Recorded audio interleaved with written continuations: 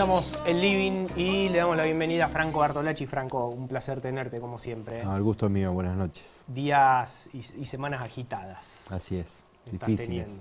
muy difíciles.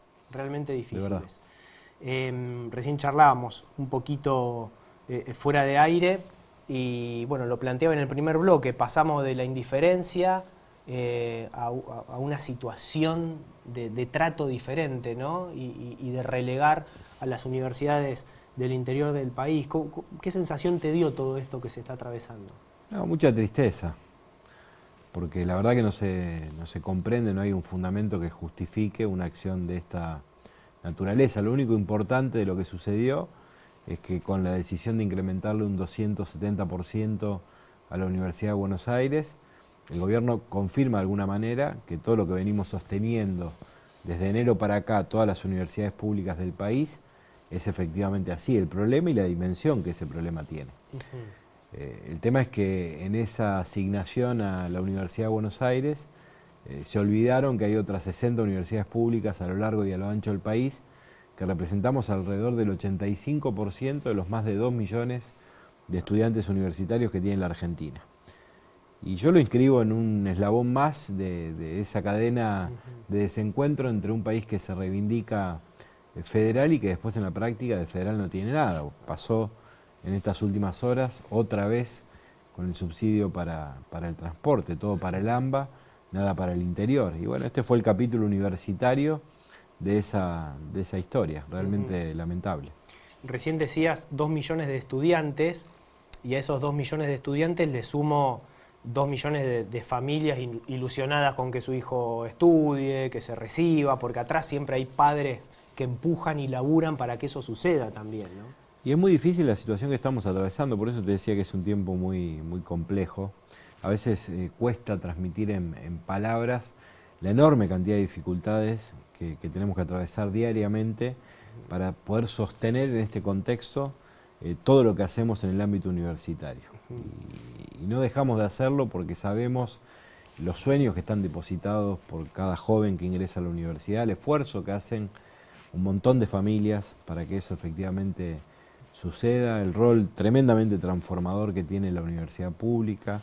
La educación, yo estoy muy convencido, es lo que nos salva y es lo que nos hace verdaderamente libres, pero necesitamos una respuesta ahora acorde al tenor que tuvo la respuesta para la Universidad de Buenos Aires, para todo el sistema universitario nacional. Nosotros los primeros 4 meses, para que tengas una idea de la magnitud del problema, del año pasado pagamos 120 millones de pesos solo de luz.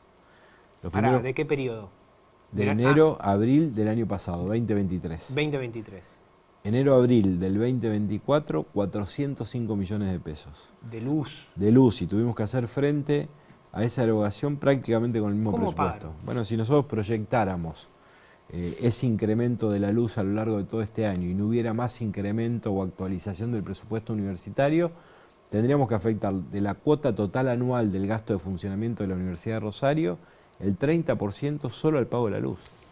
Cuando digo gasto de funcionamiento estamos hablando que son los recursos que el Estado Nacional nos manda mes a mes para que podamos mantener edificios, hacer obras de infraestructura, financiar proyectos de investigación, acompañar el desarrollo científico, sostener los comedores, las becas, las residencias y hacer frente a los servicios públicos, entre muchas otras cosas. En el gasto de mantenimiento no entra el tema del sueldo al personal. El salario está por fuera. Por fuera. Y es otro de los problemas que tenemos. Bueno, ahora quiero ir por ese lado, pero el gasto de mantenimiento tiene que ver con servicio e infraestructura. Exacto, esa es una ecuación que siempre se planteó que en términos ideales para que el sistema funcione bien debería ser el 85% destinado a salario y el 15% al funcionamiento de las universidades. Nosotros veníamos con una ecuación de 89-11, 90-10. Desde que se asignó el presupuesto de gasto de funcionamiento por última vez, que fue en septiembre del 2022, al atravesar un proceso inflacionario como el que atravesó la Argentina desde aquel momento hasta acá, y al incrementarse sistemáticamente por incrementos salariales en el marco de los acuerdos paritarios, ese ítem, la distorsión fue fenomenal de esa ecuación. Entonces hoy estamos iniciando el año 2024 con una relación 97-3, hoy más distorsionada aún. Por eso la relevancia de poder recomponer para tener, vuelvo, porque esto quiero insistir todo el tiempo, lo mínimo indispensable para poder funcionar bien. Nosotros somos conscientes de la situación que atraviesa la Argentina y que se les pide un esfuerzo fenomenal otra vez a la sociedad argentina. Por lo tanto, no estamos pidiendo holgura, es lo que necesitamos para no lesionar las actividades que hacemos. Y además venimos haciendo, porque a veces se nos dice, bueno, hagan también ustedes un esfuerzo. Venimos haciendo un esfuerzo fenomenal, porque si no, no hay manera de explicar que hayamos llegado a mayo del 2024 con presupuesto a valores de septiembre del 2022, sin haber dejado de hacer nada y cuando hubo más de un 350% de inflación en el medio, si no es precisamente porque administramos responsablemente y porque estamos haciendo un gran esfuerzo. El problema es que ya exige más que esfuerzo, magia, y eso no tiene resolución. ¿Qué pasa con los docentes? Bueno, ese es el otro punto del problema que estamos atravesando. Necesitamos un acuerdo razonable en el ámbito paritario nacional que pueda recomponer la pérdida de poder adquisitivo de los trabajadores de la educación. Como afecta a la sociedad argentina en su conjunto en todos los ámbitos, también pasa en el caso de la educación. Y a eso se le suma el problema que tenemos con las obras de infraestructura. La discontinuidad del Programa Nacional de Infraestructura Universitaria hizo que casi la totalidad de las obras que estaban desarrollándose en todo el país hoy estén paralizadas. En el caso de Rosario, son 5 obras de gran envergadura que están paradas, no tenemos certeza ni interlocución válida. ¿Cuáles son? Para saber qué va a pasar. Nosotros teníamos un aulario por sobre el área salud, un edificio nuevo para la Facultad de Ciencias Veterinarias, el anexo de la Facultad de Odontología, una obra que está en el 95% de la ejecución. Da mucha tristeza que no se pueda terminar cuando falta tan poco. Al no tener resolución no podemos ni siquiera hacernos cargos nosotros para poder terminar esa obra, y estaba planificado ya con fecha llamada licitación el aulario centro y la ampliación del edificio de ingeniería, que también están en esa misma condición. A eso se le suma, que es también lo que estamos pidiendo, la no actualización de los programas de asistencia y becas estudiantiles en un contexto de crisis económica muy relevante, porque a veces son definitorios para la continuidad de la carrera de nuestros estudiantes, y a eso se le suma la situación dramática que está planteada en el sistema científico, que es más crítica aún que la de la universidad, y nos importa no solo porque nos preocupa la ciencia, sino porque además somos parte de la misma comunidad. Nosotros compartimos institutos de investigación, investigadores que son a su vez docentes de la universidad, infraestructura, equipamiento, somos parte del mismo problema. Entonces, esas son todas las aristas y todas las dimensiones que tiene el problema que estamos atravesando, con mayor urgencia la del presupuesto de gasto de funcionamiento, porque eso sí pone en jaque la posibilidad cierta de continuar con nuestras actividades, pero necesitamos resolución a eso en la misma dimensión que se lo resolvió a la UBA, porque eso no solo confirma que teníamos razón, sino que los recursos, cuando se quiere, están, pero también empezar a abordar en el marco de una comisión, que es lo que le hemos pedido a las autoridades nacionales, estos otros temas para poder ir resolviéndolos también. Hace un par de días estuvo Tato Vila acá y explicó de una manera, como lo hace él, muy pedagógica y fácil de entender, cómo a largo plazo invertir en ciencia te termina dando un rédito hasta económico, poniendo como ejemplo el IBR o el Polo Tecnológico, que empezó siendo una inversión a largo plazo del Estado y después las mismas empresas privadas toman vida propia. Pero en un primer momento tenés que formarlo, capacitarlo e invertir. No te quepa ninguna duda. Todo eso se puede perder. Rosario se conoce por cosas que sabemos todos en el mundo, por Messi, por Di María, incluso injustamente, aunque el problema es grave y real, por la situación que atravesamos en materia de violencia, pero hay algo que se dice menos, por lo que somos muy conocidos, es porque somos un polo biotecnológico a nivel internacional. Eso pasó por muchas cosas, por gente que puso empeño para que suceda, pero también porque en la década del 80 la universidad pública, cuando no era rentable para nadie, puso en marcha la primera licenciatura en biotecnología de América Latina.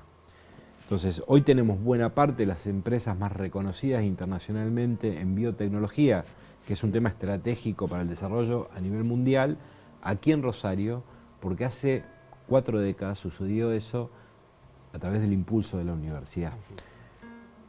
Es evidente, lo hacen todos los países desarrollados del mundo, a veces se nos dice, bueno, miremos qué hacen los países desarrollados para seguir igual camino. Hacen eso, invierten 2, 3 o 4 veces más de lo que invierte la Argentina, porque de manera inteligente comprendieron que en la sociedad del conocimiento el diferencial para crecer está precisamente haciendo mejor las cosas allí. Entonces, Lo que estamos planteando, y a nuestro juicio es lo que planteó la sociedad argentina en la manifestación que no reconoce antecedentes históricos del 23 de abril, es que hay que cuidar la educación pública, hay que cuidar la universidad pública, que es una herramienta de movilidad social ascendente fenomenal. La educación pública, porque tenemos el 60% de los chicos bajo la línea de pobreza, y una de las maneras de revertir esa situación es haciendo mejor ese dispositivo que nos permite contenerlo y darle otro horizonte de futuro. Y la ciencia, porque tiene ese valor estratégico que priorizan los países desarrollados y que nosotros pareciera que todavía no logramos entender. Ojalá se nos escuche, porque la verdad que queremos destinar energías a hacer lo que tenemos que hacer, a gestionar para que nuestras instituciones sigan funcionando bien, mejoren lo que hace falta, vayan por los desafíos pendientes y no estar mendigando semana tras semana que nos den lo que nos corresponde. En relación a esto que planteás sobre el rol del Estado, se dio un debate que a mi juicio me pareció bastante interesante en la tele este fin de semana. Me da la sensación que la tele todavía guarda ciertos lugares más de reflexión y en las redes es todo muy espasmódico, y que me gustaría que lo compartamos juntos. Vamos a verlo. Porque, o por impedimentos o porque ya culturalmente estamos jodidos y estamos esperando que alguien nos ponga la papita en la boca, ¿viste? Sí. Pero yo admiro los que tienen esa capacidad y cuentan las cosas que hacen. Él en pandemia dijo streaming, vamos por este lado, y generó una carrera a través del streaming. O lo que sea, actuar, producir, o cada uno escribir. Es un debate un poco más profundo, que yo coincido totalmente con Ale, pero a veces somos muy pocos los que tenemos esa posibilidad de concretar los sueños. La verdad, sí, y hay muchísimos que intentan, a lo mejor hay un porcentaje altísimo que intenta y no puede. Y después hay otro sector que en esta que vida se convencieron de que no se puede. No, o que no pueden. No, que los convencieron de que no se puede. Pero todos pueden. No, todos pueden. Si pero pudo también, Maradona, desde Villa Fiorito. Pero hay gente que está por varias circunstancias. Pero Maradona, a lo mejor Maradona es Maradona. Pero él a Maradona porque él creía que era Maradona. A mí me parece que es a veces, en un toque es peligroso decir frente a un micrófono que todos pueden. Porque genera una frustración mucho más grande a veces entre los que no pueden.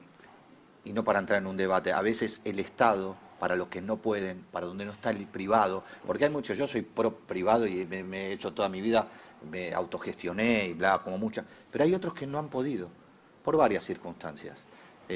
Porque no pueden. Ayudarlos a que puedan. Porque a veces no les confirmes que no pueden durante el resto de su vida. Por supuesto que todos necesitamos. El Estado es un servicio.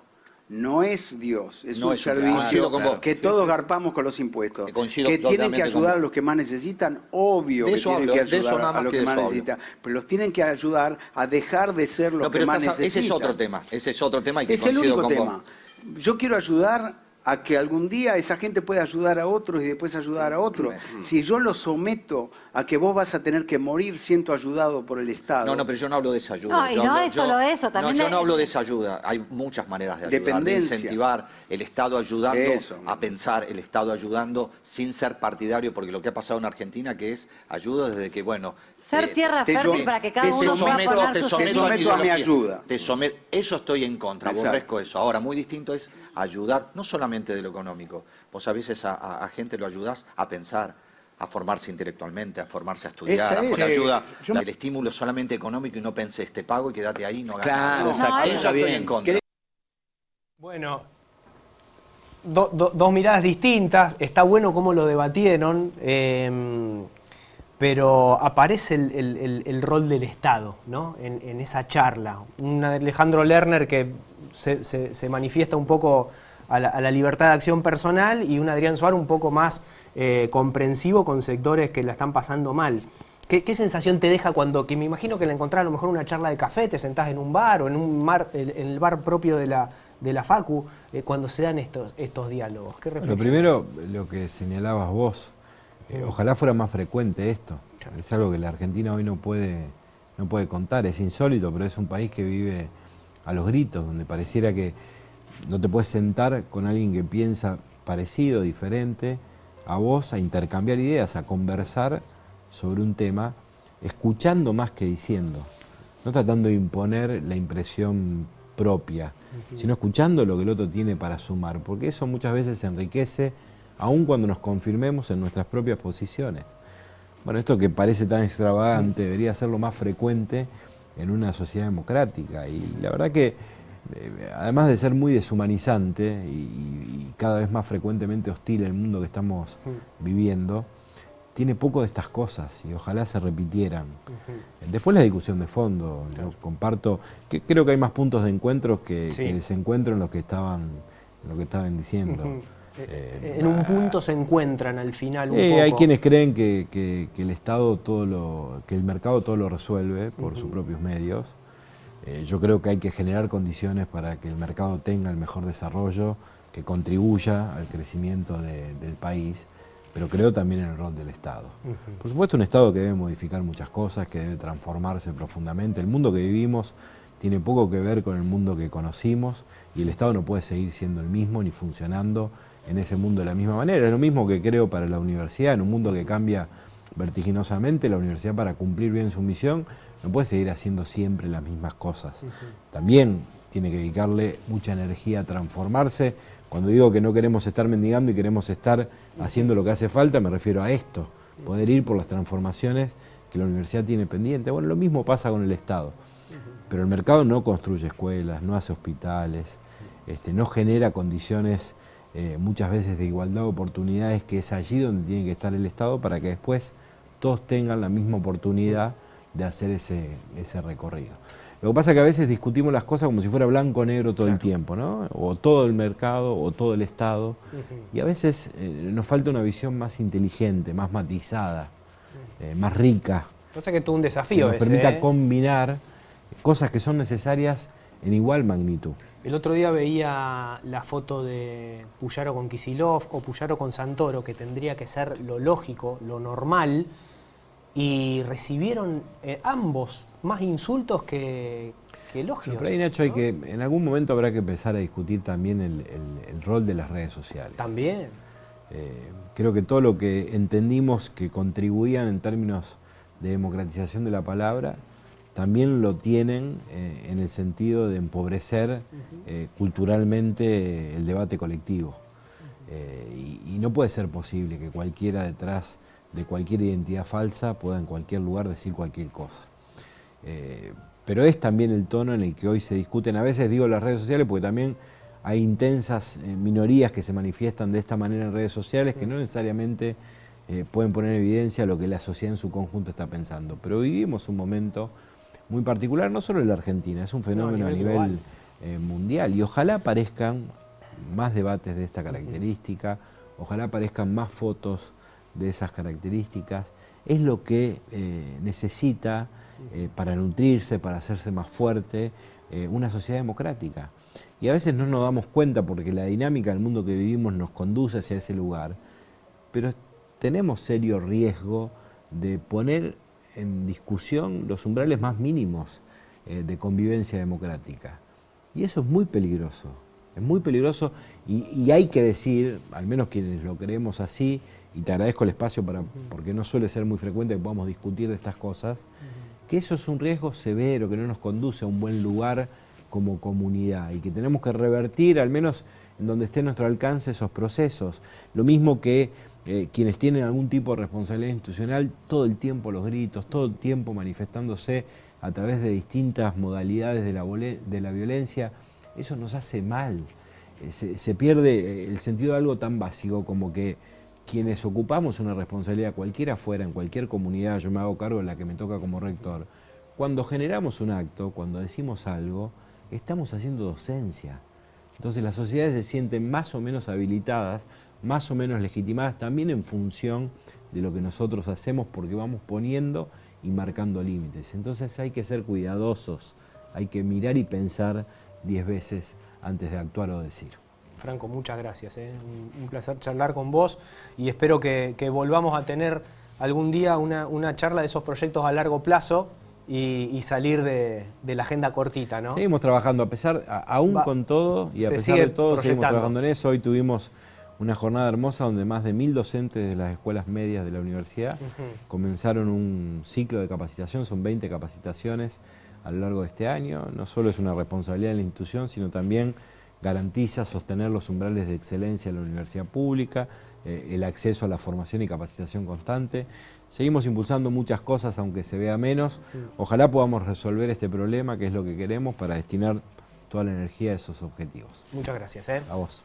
Franco Bartolacci, rector de la Universidad Nacional de Rosario. Nos vamos, no hay más tiempo, que la pasen muy bien. Chau, chau.